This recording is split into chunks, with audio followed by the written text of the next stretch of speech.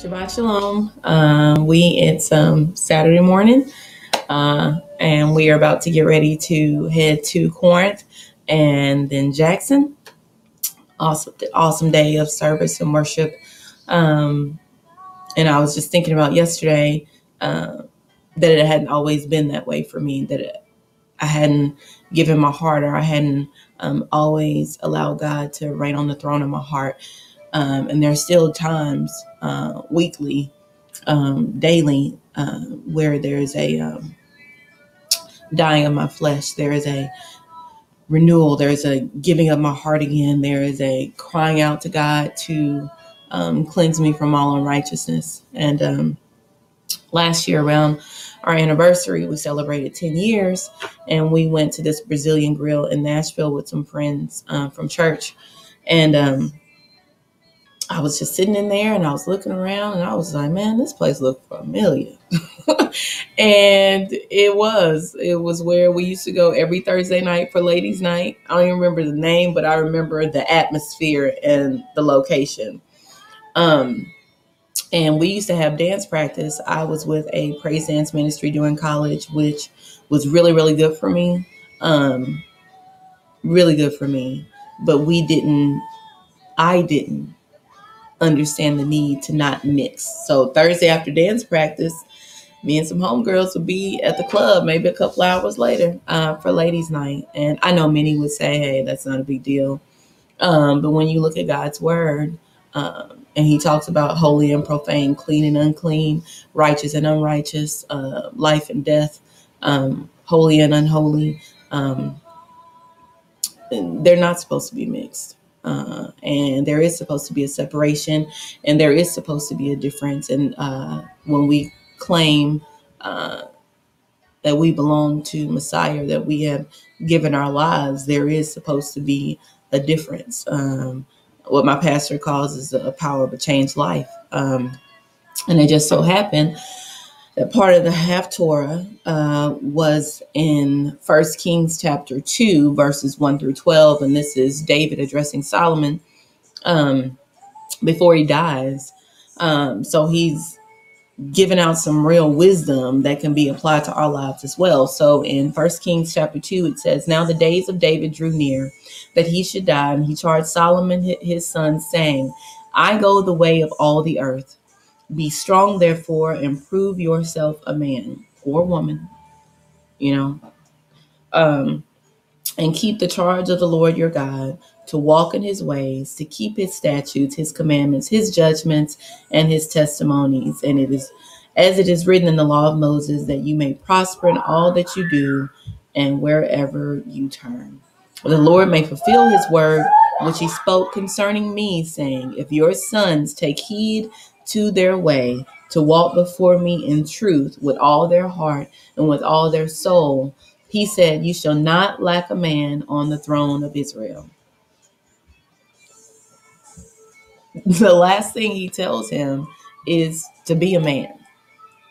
And if you're going to prove yourself a man or a woman of God, and that you love the Lord, then you're going to keep his charge. You're going to walk in his ways, keep his statutes, his commandments, his judgments, his testimony, as it was written in the law of Moses. And I was reading last night in John, and in the beginning, in John 1, it says, in the beginning was the Word, and the Word was with God, and the Word was God. Okay, so what do you hear in the beginning again? You hear in the beginning, in Genesis, in the beginning, God created the heavens and the earth. So the word has always been there, and it's existed in the beginning. In the last verse of John chapter 1, it says, and he said to them, most assuredly, I say to you, hereafter you shall see heaven open and the angels of God ascending and descending upon the Son of Man. Well, there was a place in Genesis, actually 28:12, where Jacob saw Jacob's ladder, and he saw the ascending and descending. So everything in the New Testament is going to point you back to the beginning. You have red letters saying, if you love me, keep the commandments. So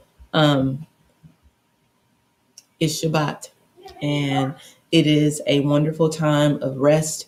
and restoration and fellowship and communion with God, who has promised to be here on the seventh day. It is a weekly appointment that he will be here on the seventh day. Tomorrow is not promised, but tomorrow is also not the promised day. That seventh day that he set apart, that he sanctified, that he blessed, that he made holy, that he himself rested. The Creator rested on the seventh day. And so there has to be a coming to the realization that we can't mix it. We can't mix the first day with the first day and the eighth day. We can't mix Easter and Christmas with holy days. Easter and Passover are two different things, and only one is biblical.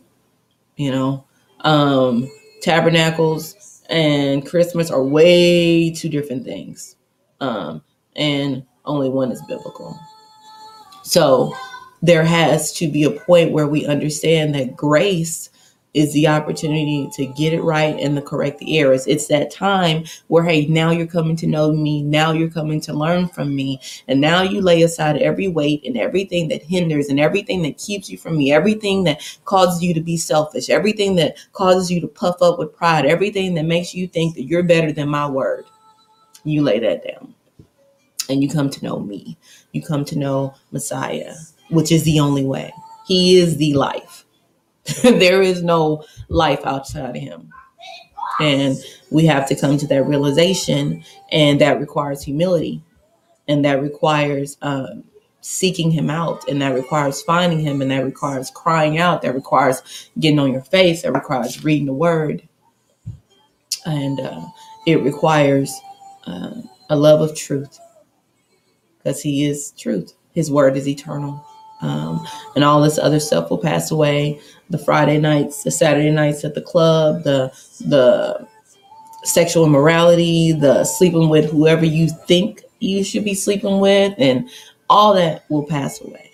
But this word, more solid than a rock, and it will never pass away. So we have to come to the realization and allow him to be our all, and allow our hearts and our minds and our hands physically to put away the traditions of men and serve our God in truth. So hope you have a good day. I hope you get in the word for yourself and just see. Pray that he pulls back the scales.